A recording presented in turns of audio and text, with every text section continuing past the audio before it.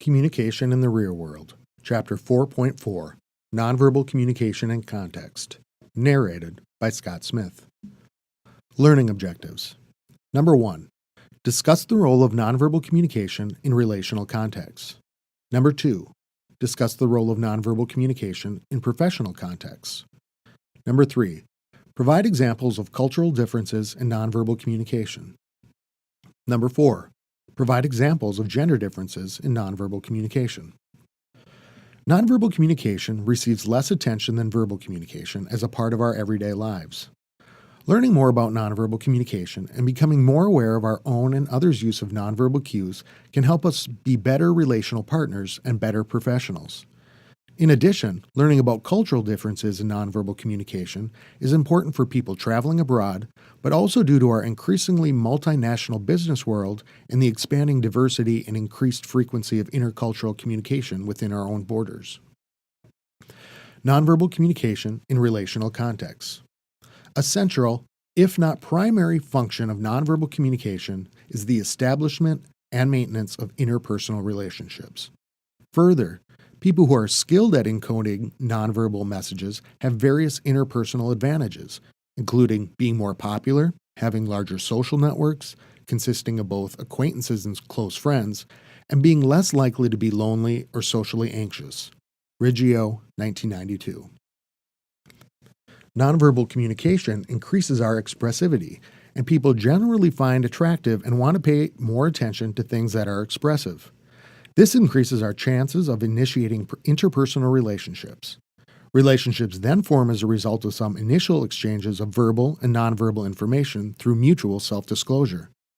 As the depth of self-disclosure increases, messages become more meaningful if they are accompanied by congruent nonverbal cues. Impressions formed at this stage of interaction help determine whether or not a relationship will progress. As relationships progress from basic information exchange and the establishment of early interpersonal bonds to more substantial emotional connections, nonverbal communication plays a more central role. As we've learned, nonverbal communication conveys much emotional meaning, so the ability to effectively encode and decode appropriate nonverbal messages sent through facial expressions, gestures, eye contact, and touch leads to high-quality interactions that are rewarding for the communicators involved. Nonverbal communication helps maintain relationships once they have moved beyond the initial stages by helping us communicate emotions and seek and provide social and emotional support. In terms of communicating emotions, competent communicators know when it is appropriate to express emotions and when more self-regulation is needed.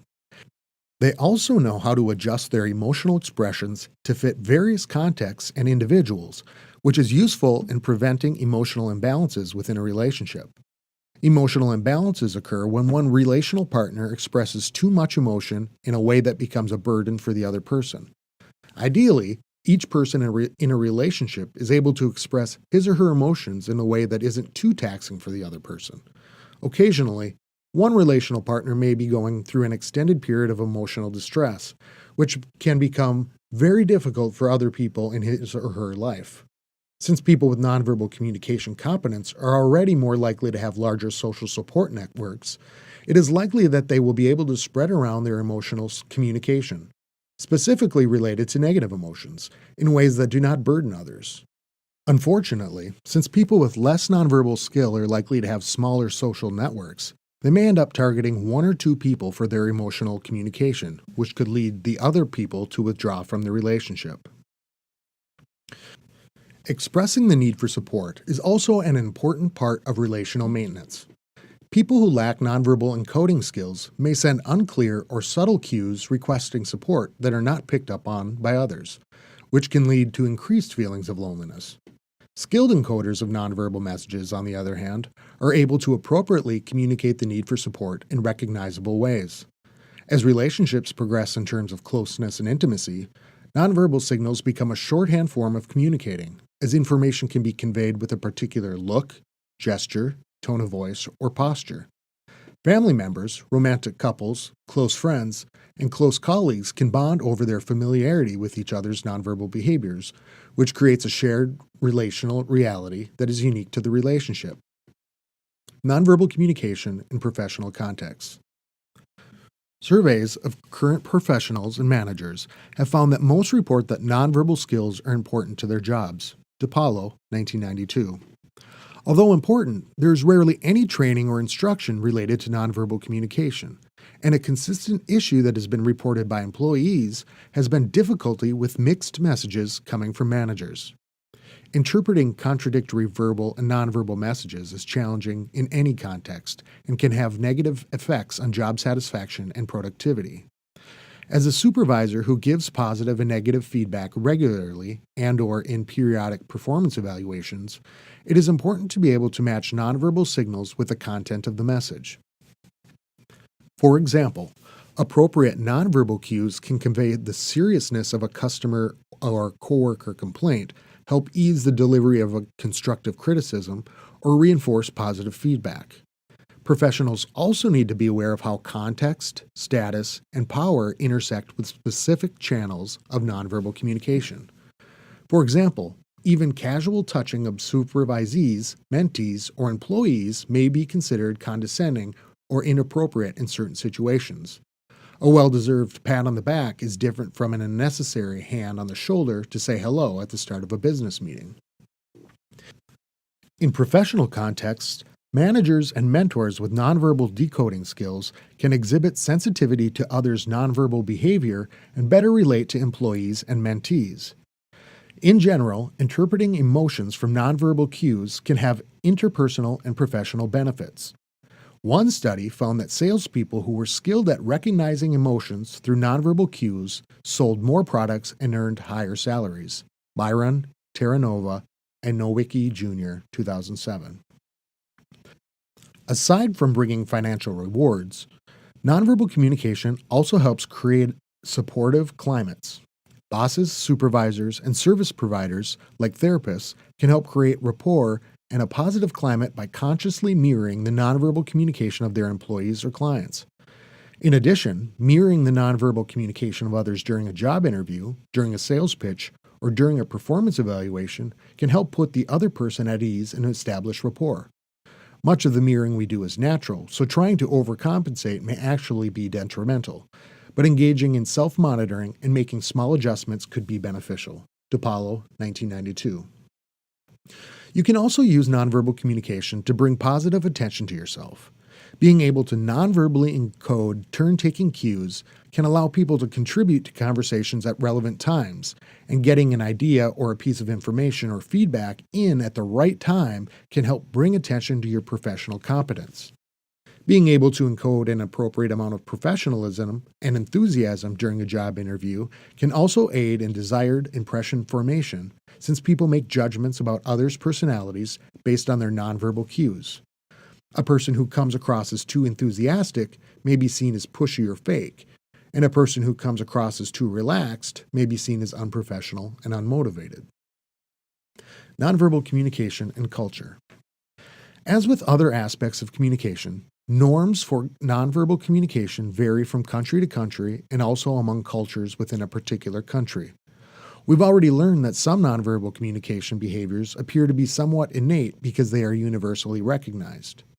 Two such universal signals are the eyebrow flash of recognition when we see someone we know, and the open hand and the palm up gesture that signals a person would like something or needs help. Martin and Nakayama, 2010. Smiling is also a universal nonverbal behavior, but the triggers that lead a person to smile vary from culture to culture. The expansion of media, particularly from the United States and other Western countries around the world, is leading to more nonverbal similarities among cultures. But the biggest cultural differences in nonverbal communication occur within the categories of eye contact, touch, and personal space. Pease and Pease, 2004. Next, we will overview some interesting and instructive differences within several channels of nonverbal communication that we have discussed so far. As you read, remember that these are not absolute, and that nonverbal communication, like other forms of communication, is influenced by context and varies among individuals within a particular cultural group as well. Kinesics. Cultural variations in the way we gesture, use head movements, and use eye contact fall under the nonverbal category of kinesics. Gestures.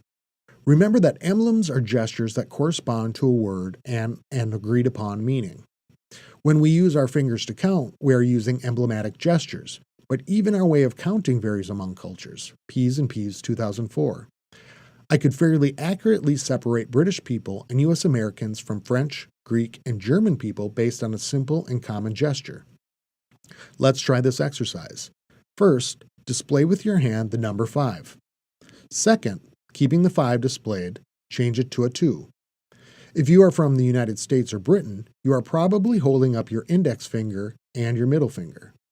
If you are from another European country, you are probably holding up your thumb and index finger.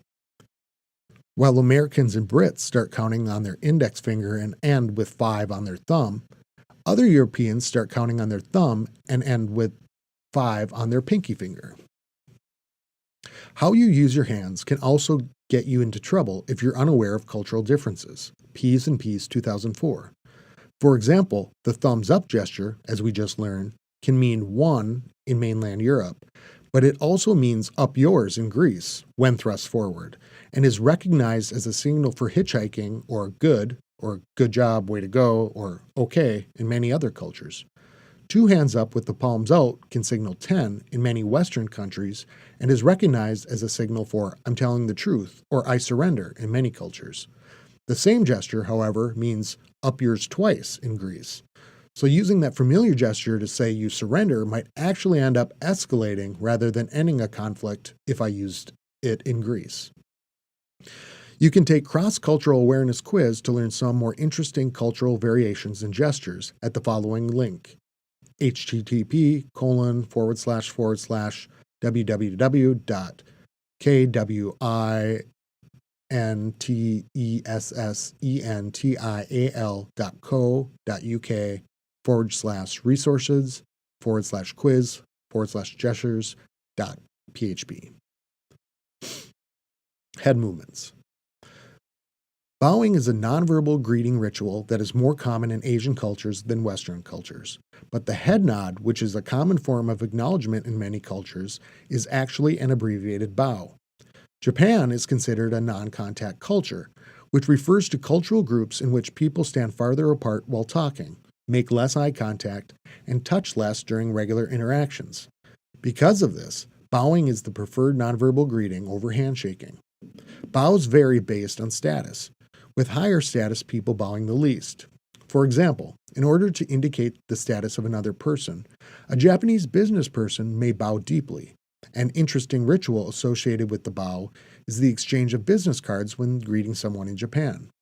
This exchange allows each person to view the other's occupation and title, which provides useful information about the other's status and determines who should bow more. Since bowing gives each person a good view of the other person's shoes, it is very important to have clean shoes that are in good condition, since they play an important part of initial impression formation. Eye contact. In some cultures, avoiding eye contact is considered a sign of respect. Such eye contact aversion, however, could be seen as a sign that the other person is being deceptive, is bored, or is being rude. Some Native American nations teach that people should avoid eye contact with elders, teachers, and other people with status. This can create issues in the classroom when teachers are unaware of this norm and may consider a Native American student's lack of eye contact as a sign of insubordination or lack of engagement, which could lead to false impressions that a student is a troublemaker or less intelligent. Haptics. As we've learned, touch behaviors are important during initial interactions, and cultural differences in these nonverbal practices can lead to miscommunication and misunderstanding. Shaking hands as a typical touch greeting, for example, varies among cultures. Ps 2004.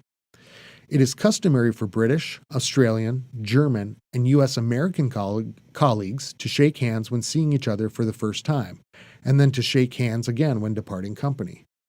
In the United States, the colleagues do not normally shake hands again if they see each other again later in the day, but European colleagues may shake hands with each other several times a day.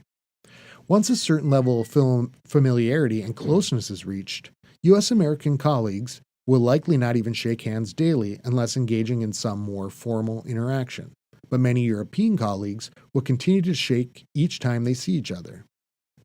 Some French business people have been known to spend up to 30 minutes a day shaking hands. The squeezes and up and down shakes used during handshakes are often called pumps, and the number of pumps to use in a handshake also varies among cultures. Although the Germans and French shake hands more often throughout the day, they typically only give one or two pumps and then hold the shake for a couple of seconds before letting go. Brits tend to give 3 to 5 pumps, and US Americans tend to give 5 to 7 pumps. This can be humorous to watch as a multinational business event, but it also affects the initial impressions people make of each other. A US American may think that a German is being unfriendly or distant because of his or her single hand pump, while a German may think that a US American is overdoing it with 7. Contact cultures are cultural groups in which people stand closer together, engage in more eye contact, touch more frequently, and speak more loudly.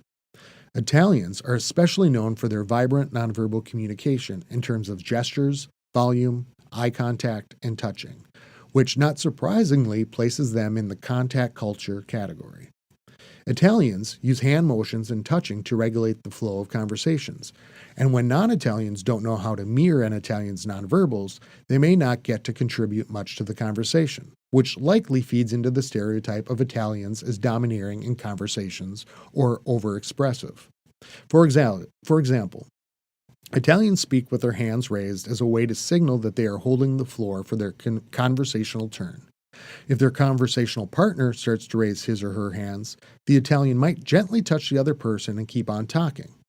Conversational partners often interpret this as a sign of affection or of the Italian's passion for what he or she is saying. In fact, it is a touch intended to keep the partner from raising his or her hands, which would signal that the Italian's conversational turn is over and the other person now has the floor. It has been suggested that in order to get a conversational turn, you must physically grab their hands in midair and pull them down. While this would seem very invasive and rude to Northern Europeans and US Americans, it is a nonverbal norm in Italian culture and may be the only way to get to contribute to a conversation. P's and P's 2004. Vocalics. The volume at which we speak is influenced by specific contexts and is more generally influenced by our culture. In European countries like France, England, Sweden, and Germany, it is not uncommon to find restaurants that have small tables very close together. In many cases, two people dining together may be sitting at a table that is actually touching the table of another pair of diners. Most US Americans would consider this a violation of personal space, and Europeans often perceive US Americans to be rude in such contexts because they do not control the volume of their conversations more. Since personal space is usually more plentiful in the United States, Americans are used to speaking at a level that is considered loud to many cultures that are used to less personal space. I have personally experienced both sides of this while traveling abroad. One time, my friends and I were asked to leave a restaurant in Sweden because another table complained that we were being loud. Another time, at a restaurant in Argentina, I was disturbed, as were the others dining around me, by a loud table of Americans seated on the other side of the dining area. In this case, even though we were also Americans, we were bothered by the lack of cultural awareness being exhibited by the other Americans at the restaurant. These examples show how proxemics and vocalics can combine to make for troubling, but hopefully informative, nonverbal intercultural encounters. Proxemics. Cultural norms for personal space vary much more than some other nonverbal communication channels, such as facial expressions, which have more universal similarity and recognizability. We've already learned that contact and non-contact cultures differ in their preferences for touch and interpersonal distance. Countries in South America and Southern Europe exhibit characteristics of contact cultures, while countries in Northern Europe and Southeast Asia exhibit non-contact cultural characteristics. Because of the different comfort levels with personal space, a Guatemalan and a Canadian might come away with differing impressions of each other because of proxemic differences. The Guatemalan may feel the Canadian is standoffish, and the Canadian may feel the Guatemalan is pushy or aggressive. Chronemics. The United States and many Northern and Western European countries have a monochronic orientation to time, meaning time is seen as a commodity that can be budgeted, saved, spent, and wasted. Events are to be scheduled in advance and have set beginning and ending times. Countries like Spain and Mexico have polychronic orientation to time. Appointments may be scheduled at overlapping times, making an orderly schedule impossible. People may also miss appointments or deadlines without offering an apology, which would be considered very rude by a person with a monochronic orientation to time. People from cultures with a monochronic orientation to time are frustrated when people from polychronic cultures cancel appointments or close businesses for family obligations. Conversely, people from polychronic cultures feel that U.S. Americans, for example, follow their schedules at the expense of personal relationships. Martin and Nakayama, 2010. Nonverbal communication and gender. Gender and communication scholar Catherine Dindia contests the notion that men and women are from different planets and instead uses another analogy. She says men are from South Dakota and women are from North Dakota. Although the states border each other and are similar in many ways, state pride and in-group identifications lead the people of South Dakota to perceive themselves to be different from the people of North Dakota and vice versa. But if we expand our perspective and take the position of someone from California or Illinois, North Dakotans and South Dakotans are pretty much alike. Anderson, 1999. This comparison is intended to point out that in our daily lives we do experience men and women to be fairly different. But when we look at the differences between men and women compared to the differences between humans and other creatures, men and women are much more similar than different. For example, in terms of nonverbal communication, men and women all over the world make similar facial expressions and can recognize those facial expressions in one another. We use similar eye contact patterns, gestures, and within cultural groups have similar notions of the use of time and space. As I will reiterate throughout this book, it's important to understand how gender influences communication, but it's also important to remember that in terms of communication, men and women are about 99% similar and 1% different. Kinesics. Although men and women are mostly similar in terms of nonverbal communication, we can gain a better understanding of the role that gender plays in influencing our social realities by exploring some of the channel-specific differences. Anderson, 1999. Within the category of kinesics, we will discuss some gender differences in how men and women use gestures, posture, eye contact, and facial expressions. Gestures. Women use more gestures in regular conversation than do men, but men tend to use larger gestures than women when they do use them.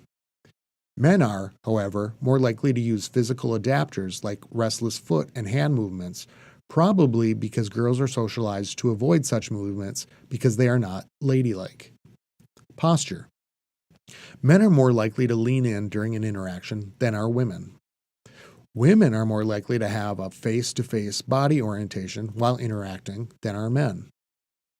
Women's tendency to use a face-to-face body orientation influences the general conclusion that women are better at sending and receiving nonverbal messages than men. Women's more direct visual engagement during interactions allows them to take in more nonverbal cues, which allows them to better reflect on and more accurately learn from experience what particular nonverbal cues mean in what context. Eye contact. In general, women make more eye contact than men. As we learned, women use face-to-face body orientations in conversations more often than men, which likely facilitates more sustained eye contact. Overall, women tend to do more looking and get looked at more than men. Facial expressions.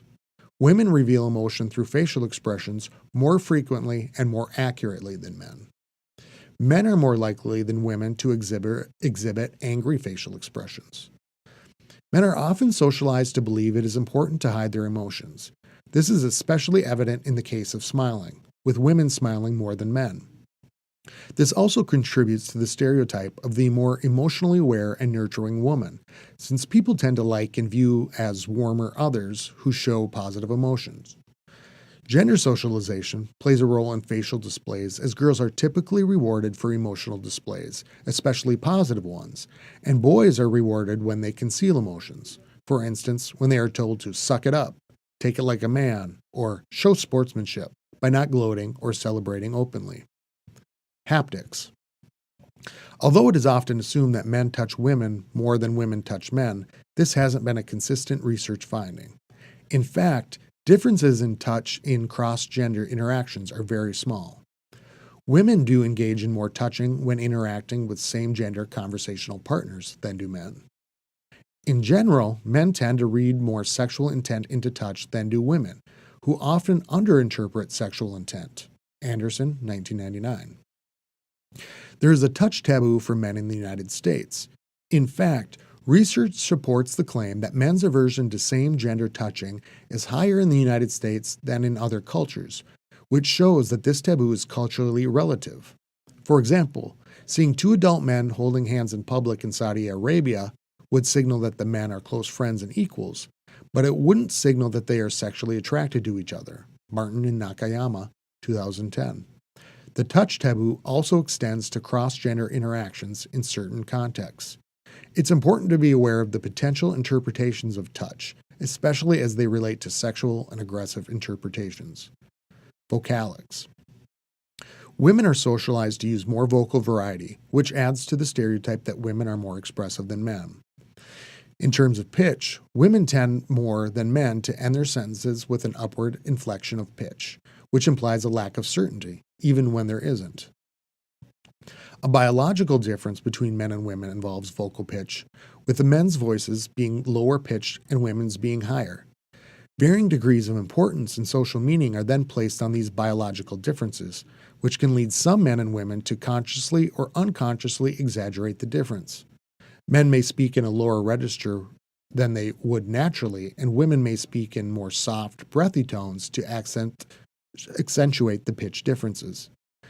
These ways of speaking often start as conscious choice after adolescence to better fit into socially and culturally prescribed gender performances, but they can become so ingrained that people spend the rest of their lives speaking in a voice that is a modified version of their natural tone. Proxemics. Men are implicitly socialized to take up as much space as possible, and women are explicitly socialized to take up less space. In terms of interpersonal distance, research shows that women interact in closer proximity to one another than do men. Men do not respond as well as women in situations involving crowding. High-density environments evoke more negative feelings from men, which can even lead to physical violence in very crowded settings. Men are generally larger than women, which is a biological difference that gains social and cultural meaning when certain behaviors and norms are associated with it. For example, women are told to sit in a ladylike way, which usually means to cross and/or close their legs and keep their thumbs close to their body. Men, on the other hand, sprawl out in casual, professional, and formal situations without their use of space being reprimanded or even noticed in many cases. If you'll recall our earlier discussion of personal space, we identified two subzones within the personal zone that extend from 1.5 to 4 feet from our body. Men seem to be more comfortable with casual and social interactions that are in the outer subzone, which is 2.5 to 4 feet away, meaning men prefer to interact at arm's length from another person. This also plays into the stereotypes of women as more intimate and nurturing and men as more distant and less intimate. Self-presentation. Men and women present themselves differently, with women in general accentuating their physical attractiveness more and men accentuating signs of their status and wealth more. Men and women may engage in self-presentation that exaggerates existing biological differences between male and female bodies. Most people want to present themselves in ways that accentuate their attractiveness, at least in some situations where impression management is important to fulfill certain instrumental, relational, or identity needs. Gender socialization over many years has influenced how we present ourselves in terms of attractiveness. Research shows that women's physical attractiveness is more important to men than men's physical attractiveness is to women. Women do take physical attractiveness into account, but a man's social status and wealth has been shown to be more important.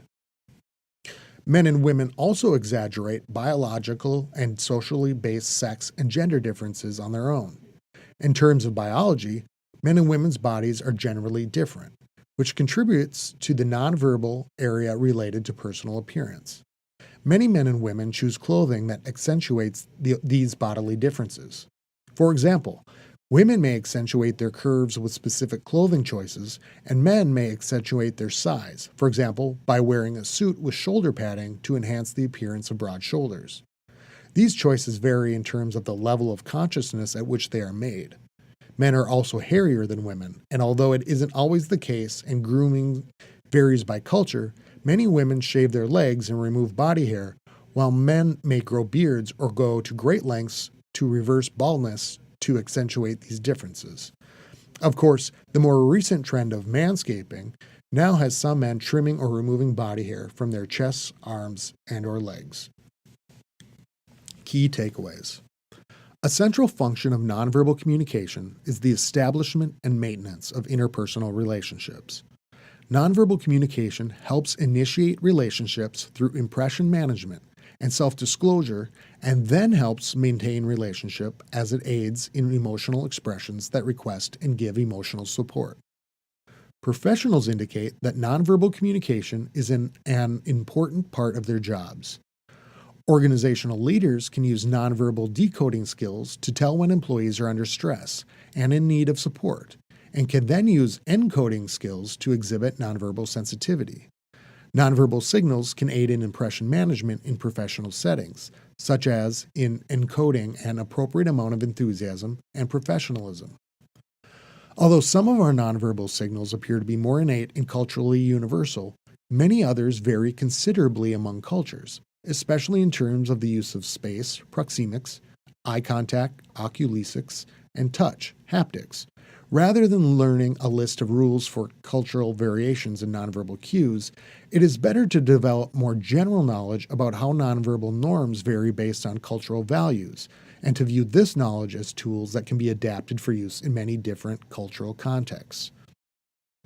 In terms of gender, most of the nonverbal differences between men and women are exaggerations of biological differences onto which we have imposed certain meanings and values.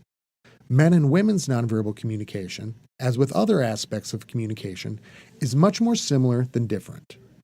Research has consistently found, however, that women gesture, make eye contact, touch, and stand close to same-gender conversational partners, and use positive facial expressions more than men.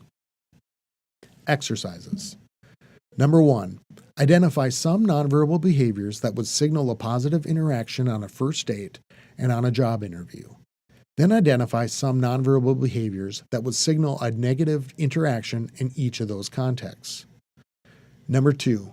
Discuss an experience where you have had some kind of miscommunication or misunderstanding because of cultural or gender differences in encoding and decoding nonverbal messages. What did you learn in this chapter that could help you in similar future interactions? End of section.